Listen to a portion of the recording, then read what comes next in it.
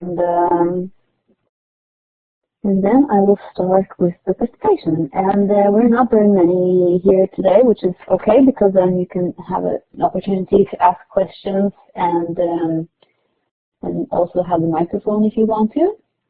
So anytime during my presentation and you would like to talk, just raise your hand and I will give you permission to talk. That would be great. So let's go to this slide here. And these are the sponsors for this event. And we're looking at names there. And then we will go here to the first slide. And this is where I find out where you're from. I asked some of you who came here early. So what I would like to do is I would like us to just kind of practice some of the signs here. So if you look under the moderator name, you will find some smiley icons. So if you could just put a smiley on if you can hear me clearly, that would be fun for me to see. So I have Marianne can hear me. And let's see if anyone else can find the smiley. Gideon has. Nikki. Okay, and we have the chat, which is below all the names. And if there are any concerns or something that's not working, then we have a very experienced moderator here who can help us, Nikki. And she will tell you what to do. And if you can't hear anything, you can just write it there as well. So there we go. Your smiley faces all over the world here. I'll put my own country in here as well. It's Norway below here. Let's see. There we go. So we have South America, the United States, and Europe, which is good. Thank you. Let's see. Okay, so today Canada, great, that's fun. Like Canada, I've been there 5 times. Okay, so I'm talking about the connected learners and creating a global classroom today. And my name is Michaelsen, and I'm an administrator and also a teacher at a high school in Oslo, Norway. What I'm going to talk about during this session is, I'm going to plan it this way. I'm going to talk a little about my school. Then I'm going to talk about the connected learners in the book we wrote, the how we wrote it and why. And then I'm going to talk about working with the students in the classroom and what we do. And then I'm going to talk about connecting and reaching out. And then we'll talk a little about how we can model this in our own classroom. So here we go. My school is, as I said, situated outside Norway. Oslo is the capital. It's in Norway. And it used to be a business college, and they grew out of it. So they sold it to the county, and they rebuilt it to be a high school. It's very spacious, and we have lots of rooms. And when we started in 2006, all of the students had their own laptops right away, and all the teachers, of course. So the infrastructure is very good here. As you can see inside the hallway, it's very spacious and light, and we have trees inside there. So we really are having a very good time when we are at school, I think, and the students as well. We have plenty of room and plenty of spaces to learn. Since we started in 2006, we have more students now, so we have 900 students, and of course, as I said, we started off as a one-to-one school right away. All the teachers and all the students had their own laptops. What we also started with right away was something called block scheduling, which has turned out to be a very good way to organize a school if everyone has a computer. So block scheduling basically means that all the students have one schedule, one subject each day. So, for instance, on Mondays they would have math, Tuesdays English, Wednesdays language, Thursday science, and so on. That's the best way to work with computers, I think, because when you power up your computer and you log on and time goes, and if you have the whole day, then you have a lot of time to work with different projects. That's what we do. So for instance, this year I have English class on Tuesdays, and I have them from 8:30 till 1 o'clock, 1 o'clock every Tuesday. They are long blocks, Susan. And the first year I taught like this, I was terrified because I thought, how could I fill a whole day of teaching with the kids? But if you teach the way I do, it's not the teacher who does all the work, it's the students. And it kind of shifts from being the teacher doing all the talking. And that's where you want to go, I think. And it has worked out really well. And when I start the day, suddenly it's 1 o'clock or 3 o'clock if I have the other schedule, and it's like, where did all the time go? Because time goes by so quickly. So I would never ever go to school that didn't work like this. And 90, they don't ever get bored in my class. That's I say that with a smile, but they create their own content very much, and you rarely get bored when you're allowed to do that. And I will show that later in the presentation. For instance, we teach without textbooks in my class, and they find the material they need online on their own, and they can decide what they want to use. And in order to do the things I do in my class, I have to spend some time building my personal learning network, and I use Twitter and blogging and Skype and Facebook, YouTube. And we also have in Norway started with internet use during the exams, and that has turned out very well as well. Why use technology? I want just to show you this little video clip here about being brave and changing the things as they usually are. I think it's a good idea to try something else sometimes. So I'm just going to show you this video here, and it might not start right away for all of you, so I'll just wait. And when you have seen the video finished, you can show me a smiley face that indicates that you have seen it and everything's okay.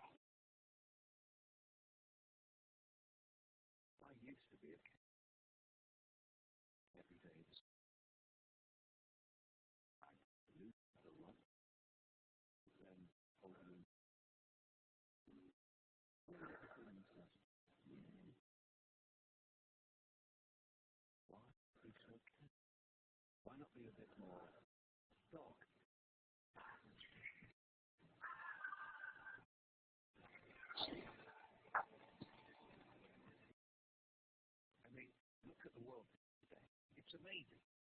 Running, amazing. Chasing cars, amazing. Sticks, amazing. Carpe diem. It means grab the frisbee.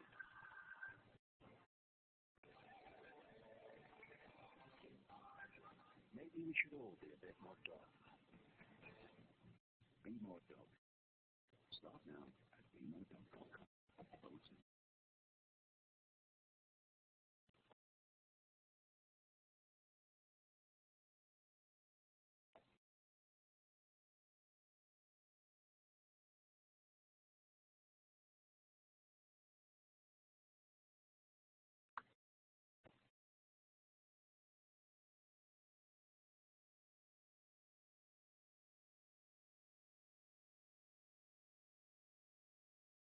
Okay, it looks like many of you were able to see the video, and this is a video that George Kuros showed me when he was at our school for having a workshop for school leaders. And I think it's pretty cat, and I'm more a dog person than a cat person, but I think this cat is doing well because I think of myself as the cat before in my classroom before I started working like this. And I think that it's just so amazing, all the things you can do with technology in your classroom that makes life a little more exciting, actually, for the students and for me as well. So I like to show that in the beginning. And I also like to talk a little about motivation, because obviously in some countries they tend to think that if you just put technology in the classroom, then all the students will be very motivated and work hard. But if you don't change the pedagogy and the way you teach in school and just give students the computers, then they will not get motivated to work well. You have to change the mindset of the teachers and also the students, and to enable to really, really utilize all the potential that's in technology, I think. And I think Michael said it really well, that there's nothing like a great question to send you on a rich and meaningful quest for learning, because if it's always the teacher that's asking the questions, or worse, the textbooks that are asking questions that they have the right answers to, then there's no wonder that many students are bored and highly unengaged in school. So if you are able to turn that around and have the students ask the questions instead and answer their own questions because they really want to find the answers to it, then I think that the learning will be a lot more interesting for the students and for the teacher. So what I usually do is that I make lesson plans that just take the competency goals, and the students are able to take the goals and then make their own questions and do the assignments as it's fit for them to do. And we have been working like this for a year or a half, and when I had the idea that maybe we should write a book about this and share how we work in our classroom with other teachers. So this is the cover of our book that's called Connected Learners, and that we published in April last year. And as you can see, all the students in my class are standing there in the picture, because I had 27 students join me here. And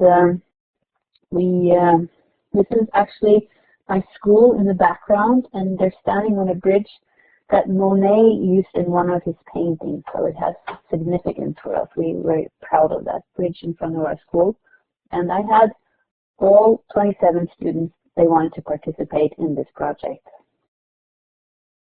And we worked from January to April, and we worked really hard on getting all the students involved in this, because the project was so interesting that they thought that they might have something to contribute with here. So I'm just going to show you the video with all my students, and you'll have to tell me if you can see this.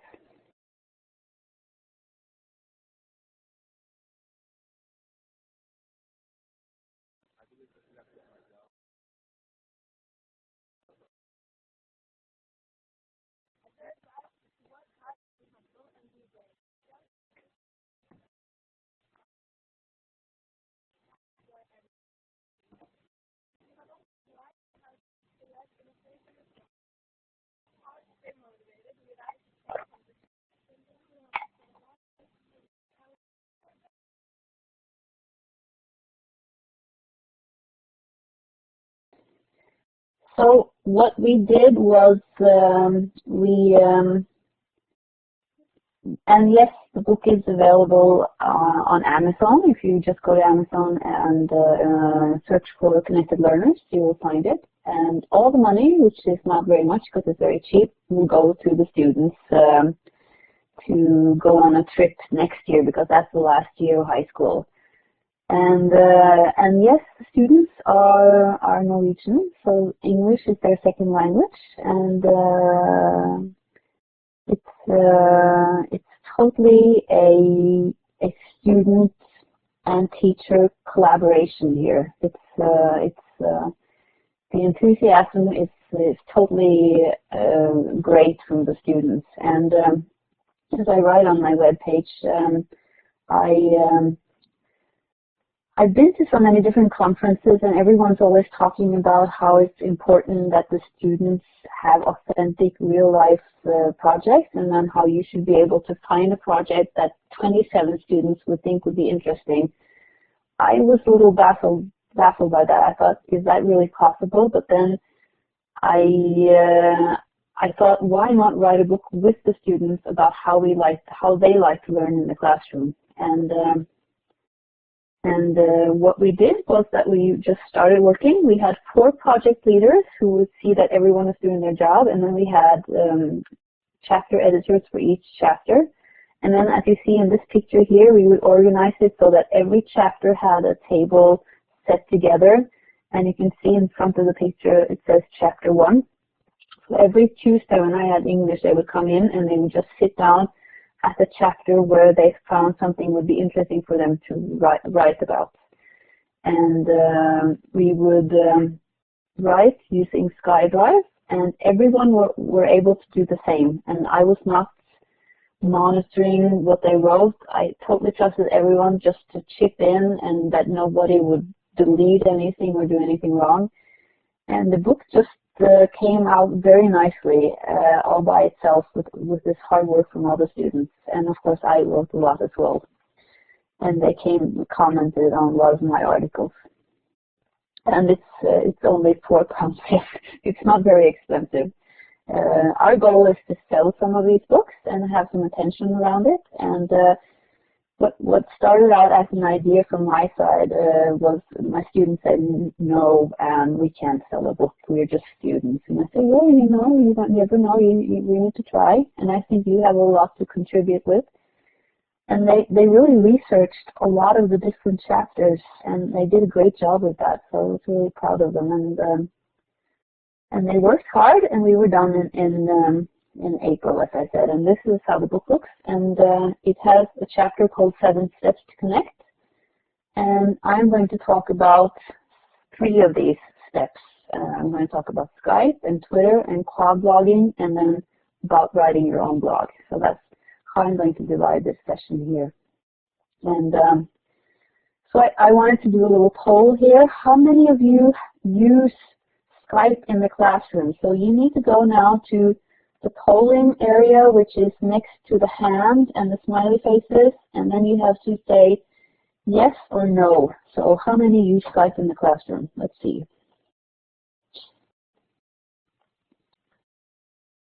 We have mostly 2 no's, 3 no's, 4 yeses, almost, oh, it's a tie there, 4-4, 6-4. 5, 6. Okay, so some of you, about half of you, have used it in the classroom. I'm betting that most of you have used it with your family. I've used it a lot with my kids when they were studying abroad. And what's so very easy with Skype is that you can just log in to your username, which most people usually have. And then you go to something called Skype in the Classroom, and you will find 82,150 teachers, and I'm guessing that number is getting higher and higher by the day because it's a very neat place to collaborate. And well, if you're not in the classroom, you can, yes, I can see why you would say no then. But this is a good idea to bring to your teachers if you're in a school, because if you can collaborate with other classes, no matter where they are, and you can find guest speakers and invite them into your classroom. And you just go in there and you log in with your username, and then you find people that are looking for interesting topics that they want to collaborate with someone on. So for instance, you could go like this. I got a message a couple of weeks ago. Hello Anne, are you interested in partnering with my students on Earth Day? That was 2 weeks ago. We could watch the video clip together and then engage in discussion. And luckily we were able to do so because my classes go till 2:33 this year, and you know, in New York, 6 hours behind us, but that was actually just when they came into school, so that worked out well. And what I did then was I said, okay, we will look at Earth Day. So I wrote on my blog teaching about Earth Day, and I made a lesson plan for my students, and gave them some facts and information, and then we researched a little about that. And then what we did next was that we had the Skype talk with the school in New York. You can see my students sitting there discussing what to answer, and then you can see the students on the project screen in front of the classroom. And actually, I think the best way to use Skype in the classroom would be that if I had like my students in 4 groups, and they had 1 computer for each group, because then the conversations would be a lot better. But it's not always, I mean, in Norway, we have all these computers. You can see that in my classroom, but that's not the way it is in all the countries or classes that we meet. So that might not work all the time, but I think that would be the best way to do it. And then my students would write the results of, I wasn't thinking the same conversation. I was thinking that they could have their own conversation, so you could match up 4 or 5 kids from Norway and then 4 or 5 kids from another classroom, and they would have prepared questions for each other that they would answer, and then they would write about it on their blogs. So this is one of my students. She wrote about Earth Day, and then straight away she got actually an answer from someone called Anna Kedi, and I looked her up, and she is in Africa, and I wasn't aware that she was reading my students' blogs, but she has a nice answer there, so it's always fun for the students to get responses from other parts of the world. And I also showed you that Skype in the classroom gives you the opportunity to connect with experts. So I think a half a year ago, I was in and tried to connect with someone called Jeremy Gilly, who is the founder of Peace One Day. And you might not have heard of Peace One Day, but their mission is to have peace throughout the world for 1 day a year. And it's actually, yes, and Susan, I agree, that Skype for 10 people is free now, so that's there are so many possibilities with Skype. I think it's just your imagination that could be hindering you, all these kinds of interesting projects. And anyway, Jeremy Gilly, who's on the picture there, and on his screen you can see my class, so he used that on his webpage. And he gave us, I think, 45 minutes of a lecture about everything he'd done and who he'd been working with, and it was very, very interesting for my students, and I could never, ever have given them a presentation like that. So I really, really recommend you to try that if you haven't. So that was what I was going to say about Skype, and then now we got some information about Skype. Up to 10 people is free. They just open up for group calls as well, which is very good, so I think we should take advantage of that. So let's see now, my next question is, how many of you use Twitter? And you could say that you use Twitter both in your classroom or for your personal learning network and professional development. I'm guessing everyone uses Twitter here. Looks like it. Yes, for personal learning network.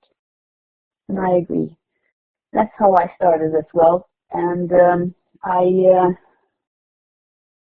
so here you can write your Twitter names in the chat, and then we can follow each other. That would be really nice. Thank you for that, Susan.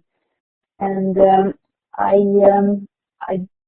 didn't use Twitter with my class before a year ago when we were writing the book, because it made it very easy for my students to get in touch with me, because the learning management system we use, I don't usually look at that more than once a day, but I instantly get the message on Twitter, and then they could ask me something about writing on their book, on their chapters. And now we use Twitter in our class to share links to useful places as well, which I think is nice. And since all of you use Twitter, I won't spend so much time on explaining it, but you can see here, here I am on Earth Day with a picture of me with a sign from NASA that we were supposed to print out and then stamp and send the picture with Twitter on our Twitter account with a hashtag.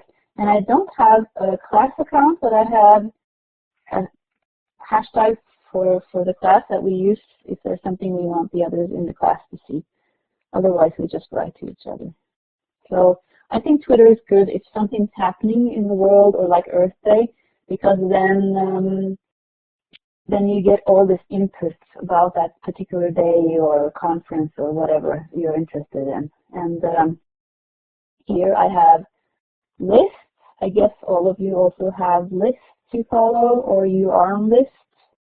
And that makes it a lot easier to pick up things that are happening. And then, of course, the hashtags are interesting here. And then people that I follow. Just took a list of that. But the hashtags are interesting with the Ed chat and all the different kinds of chats that are going on that you can follow. Okay. And I use TweetDeck or Hootsuite. TweetDeck is what I've been using lately now. And here you see the hashtag for the conference as well, reInvent 14. And here you can see link to our presentation because two of the students in my class and I are going to Trondheim to present next week, and we are sharing links to the presentations that we're working on. Okay, so I'll clear the poll, and then you can take another poll for me. How many have heard about quad logging?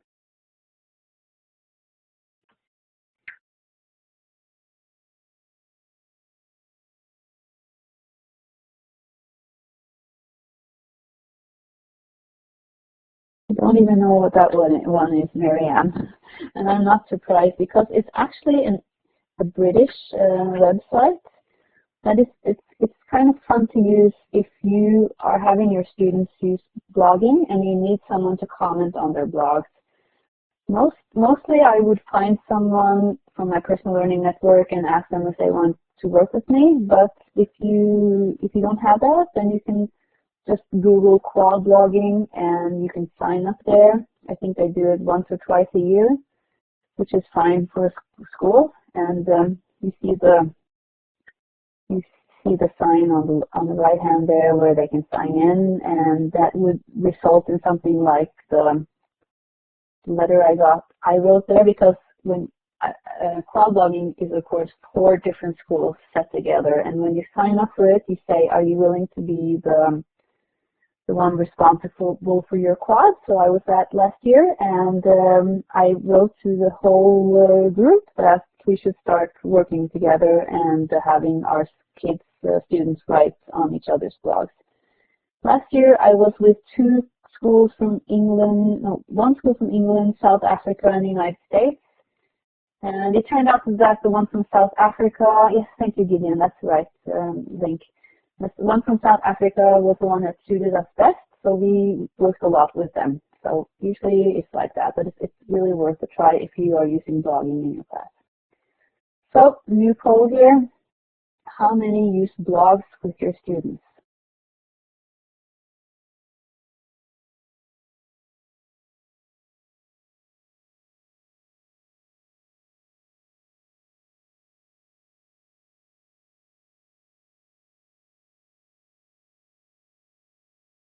Okay, so your students are teachers. Oh, yeah, that's the same.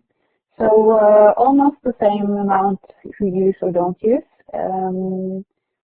I use blogging with my students. I've started my own blog teaching using web tools in 2008 because I was doing a workshop for teachers and showing them how they could use the internet and YouTube for lessons, and I didn't know how to share it, so I thought, well, I'll just write a blog.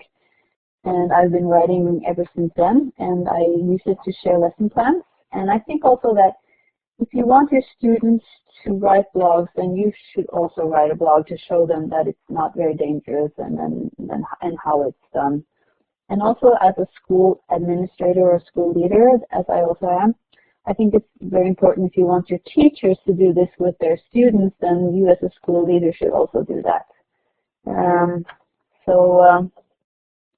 I think it's important that you venture into this if you want to do this with your students. And I have different categories, which I think is a good idea to have categories also for the students. So I have like lesson plans and Web 2.0 in teaching and Did You Know? And Web 2.0 in teaching, that's where I try to share my views on what's going on today and a little about professional development and how to create a global classroom I have there. So I try to share those things on my web page. And then the lesson plans, are things that I use with my students. So, for instance, teaching global challenges. We could look at literature. So I have all these lesson plans, and the good thing about using blogging for my lesson plans is that each year I can go back and find out what I did the previous year or 2-3 years ago, and then I can moderate it, and I can make it better or change it. And sometimes you might see I have some comments on some of them. The teacher might comment and say, oh, this was a good idea, and I've done something similar, and then I did this and this instead. And I think that helps me a lot, because there's no one size fits all. There's no, this is the answer. There's just a lot of different ways to do things. And I also agree with you, Susan, that teachers need to model, walk the talk, and do stuff and show the students that it's not very dangerous to do this.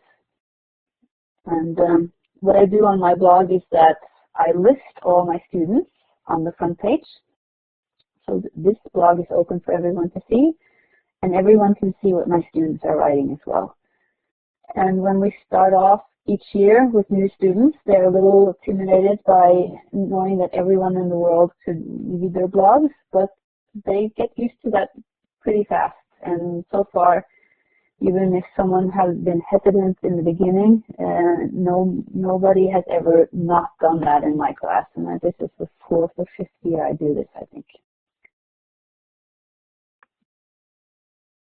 So this would be a typical blog from my students. It's called Young in Norway. And here she wrote about the book she read, The White Tiger, and her first impressions. And you can see on the right side of her blog, she has a cluster map that shows from where the visitors are from on her blog. And that's highly motivating for the students, I think. And it's one of the first things we do when you start blogging is that I put in this cluster map, and also try to put in the site stats so they know how many people have looked at their blog. And I also have them put in their Twitter feed there, and so that's easy for me because I read all their posts, so it would be easy for me if I saw, yes, it's very motivating for me as well, actually, to have that cluster map. And if I would read through a blog post and it had a lot of spelling and grammar mistakes, I would just use a marker on the web page and save that URL and then send it to them on Twitter, direct message, so that they could see it and then they could correct it. And since I know others are reading it, they will always want to correct it, actually, which is good. So now we can see this is Kristin, one of my A students, especially when it comes to comments. I think it's because she writes interesting articles, and then she's very polite and always answers back on the comments. So there you can see that she's written a project about Ernest Hemingway with 28 comments on that, and on Shakespeare she has 17. And then we had a visit from our Minister of Foreign Affairs in August last year, September it is, and there she has 29 comments. They're not 29 individual comments because, as I said, Kristin is very good at answering back, so they're probably 14, 15, but still it's highly motivating for a student to have her schoolwork read by so many other people. And if you go in and look at some of them, you will see that the audience is from South Africa and the United States, and that they have quite a different view on these topics, and then they have some fun conversations. So I agree, publishing creates purpose, and it's one of the things that makes blogging so interesting, I think. And if you have blogs with your kids like I do, then you definitely have to, yes, and they're not about grammar and they're not about spelling. And last year when I had my first graders, not all of them were really good in English, and some of them had some terrible mistakes. But they weren't bothered by that, and neither were the other students, and never ever had any rude comments about that at all. And they're very, very proud of their work, which is really, really nice for a teacher to see, I think. And if you want to do this, you need to have an RSS feed so that you're always on top of what they've been doing. So I use Google RSS, and that's what we wrote about in our book. But then Google withdrew their RSS feed, and the chapter managers, editors of that chapter had to rewrite that little post about RSS feed, and we ended up with Feedly. So that's what I use with my class. And I have a look at that every now and then just to see if there are any posts that I haven't read. And actually, some of the students rewrite posts that are not assigned by me, but they're just so interesting that in writing, so they would write more actually. And so here's an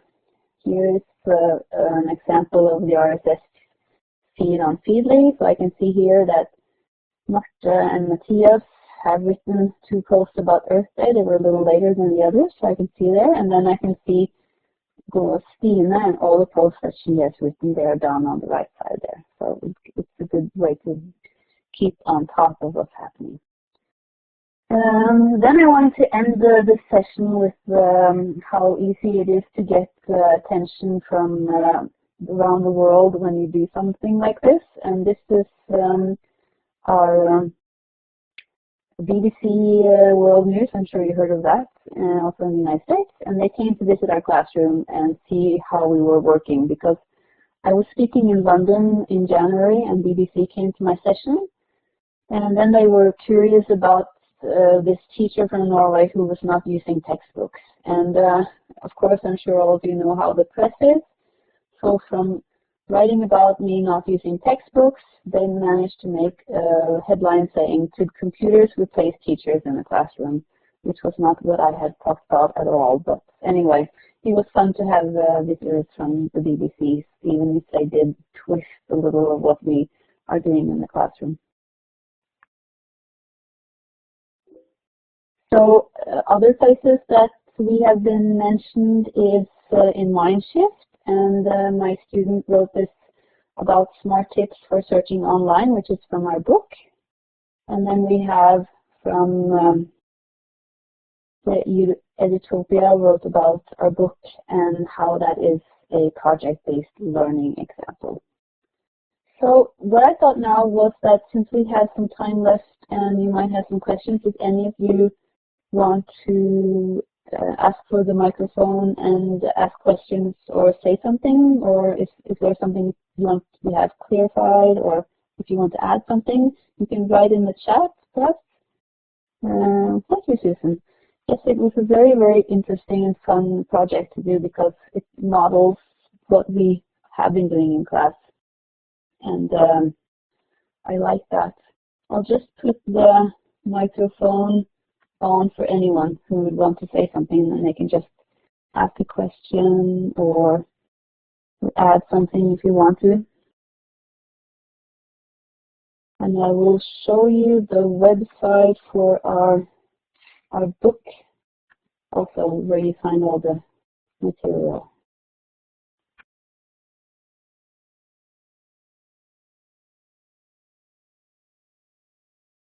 No, I haven't seen those programs, Rachel. Let's see, I'll put in the URL here.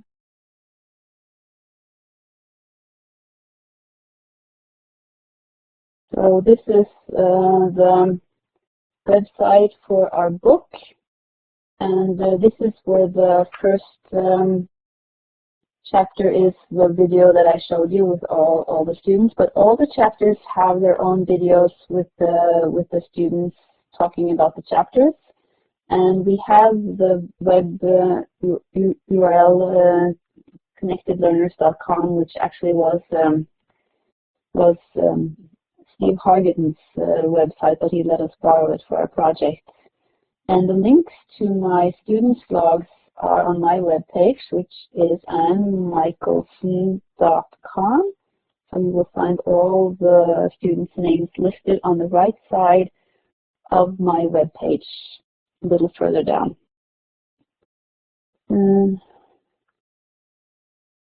Yes, a good question about the assessments. I know a lot of teachers are worried about assessments if they work a little differently than with the textbooks, but actually the exams will have a lot of all of the things that we've been working on when we work like this, because since the students are constantly writing, I think my students write a lot more than students in the other classes around my area, because I think it's so much fun to publish and get viewers, and then they comment on each other's blogs, which opens up for the students in the class to see what's going on. And I think that's one of the cues here, that you first open up your own classroom. Everyone can see what everyone's doing in the classroom, and then you can see what everyone's doing outside the classroom. Everyone outside the classroom can see what you're doing as well. And you're answering questions that you made based on the curriculum goals, and you're answering your own questions, and you're doing research, talking with others in different parts of the world, and that is actually very interesting. And as I said in the beginning, Norway is opening up for you the use of the internet during the exams. So my class this year will be able to use the internet when they have their exams.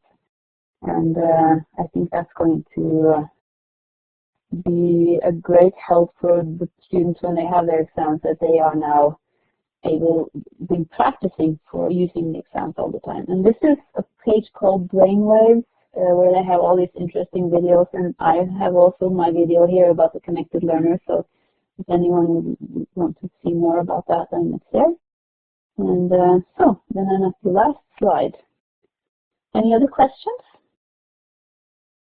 Yes, I mean exams like standardized exams, because in Norway we have a lot of standardized government exams, and I'm on the board of making the government exams for English in the second and last year of high school. And 2 of those exams are now open for the use of the internet during the exams.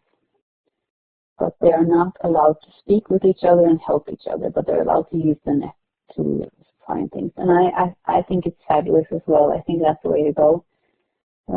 Today, I think that's the way I think that's how we work in the real world. I don't think you will ever have a job where you're expected to do everything on your own. I think it would be a lot better if you did get help outside. So I'm very happy that that's opening up in Norway. And that is the way that we work in our classroom. And if you look at my webpage, you will find all the things that I've been talking about, because I share those on the webpage. And now we have, I think we have a long way to go in Norway as well, Marianne. I think I'm probably a little ahead of the norm here. And Gideon, I have been working like this since 2008, and I've kind of developed it a little more and more, and now I'm really comfortable with working like this. And last year was just an exception that we wrote the book, because that was an idea I had. And because I've been to all these conferences, and people were always talking about how easy it was to make a project that everyone would think was interesting, and I didn't think that would be possible, so I kind of tested it out in my own class. And I actually indexed the names of the authors for the different articles, so that all the students could see at the end who had really written a lot and who hadn't. And I used that as the final grade for the students. Those who had written a lot of good articles in the books were graded well because of that, and the others had to take a test. And I think that's the way it always is. Some people work very, very hard and do a lot, and some are more lenient, and that was certainly the way with my class. But everyone chipped in, and nobody kind of did nothing, so that was a good thing as well. And they were very motivated. My students were first-year students last year, so this year they're second-year students, and so they have 1 more year of high school, the students that are who wrote the book, and they are my special students, you can say. But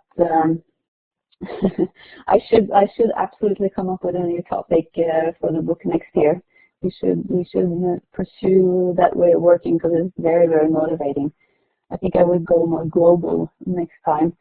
Yes, and I think also that it should start with the students. I totally agree with that. But the limits that the school has on what they can do makes it hard for them to come up with ideas like that in different classes, and we still have a way to go there. But I really, really hope that schools of the future will leave more up to the students to decide what they want to learn and how they want to learn it. And I think that would be so much better than the way that most schools are organized today. So, any other questions? Anyone want to say something?